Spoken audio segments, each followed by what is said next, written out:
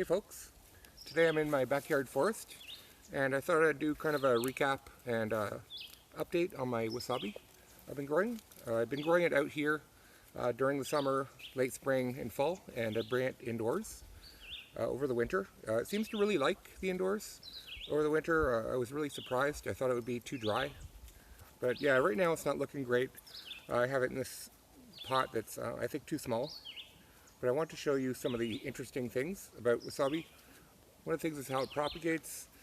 You have one main stem, and that's the part of the wasabi you eat, is the stem, not the root, as many people mistake. So I'm just going to unpot this and show you what I have.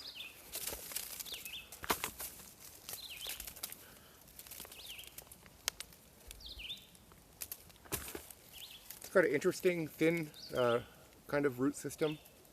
Oh, I have a worm. Okay, so I guess I'll take this apart. So you can see there's my main stem, and then I have these little offshoots off the side. I'm just going to gently separate those. There. This is like what an offshoot looks like. It's got a nice separate root system. So I can plant that separately and I'll have a new plant. So let's see. Yeah, it looks like these offshoots started when I repotted it in the fall. There you go, that's number 2.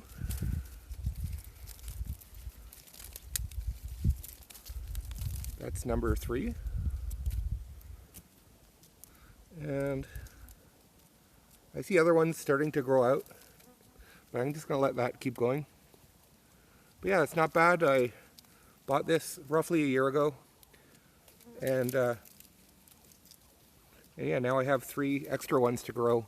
I've never harvested the actual wasabi from this. There's a decent amount there. If you look up what this stuff costs, like a real wasabi, it's just incredible. But I think I might harvest it later in the summer. The problem is when you do harvest it, you have to use it right away.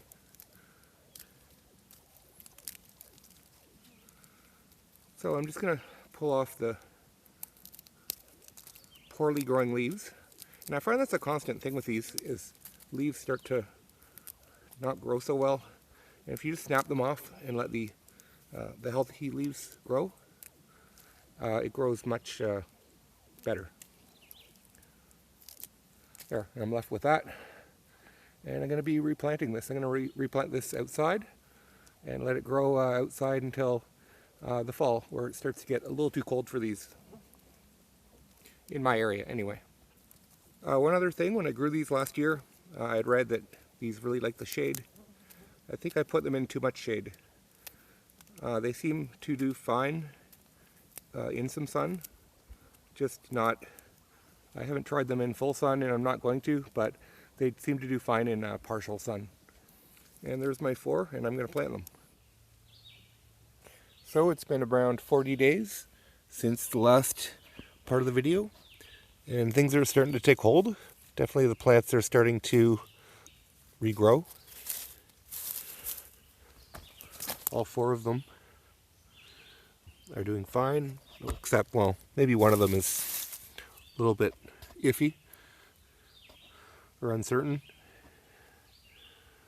I definitely have a slug problem. I had a slug problem last year though as well, so it's nothing new to me. I just need to find a better solution.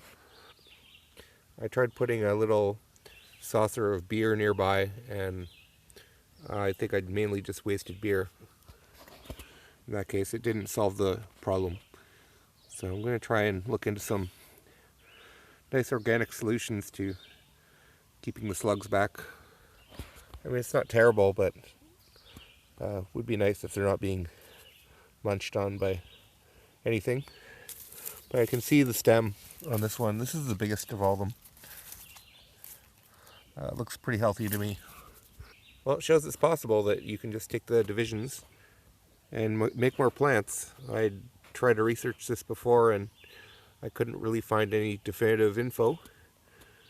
And I guess this proves it, at least to me.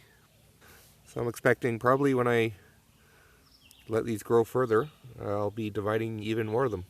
So now it's middle of July. I'm probably going to be taking these out of the ground I think probably late October, and putting them in pots to bring indoors for the winter. I think based on last year, that's when they started to really divide. So I'm predicting that'll probably happen again. So I guess that's about it for now. Thanks for watching.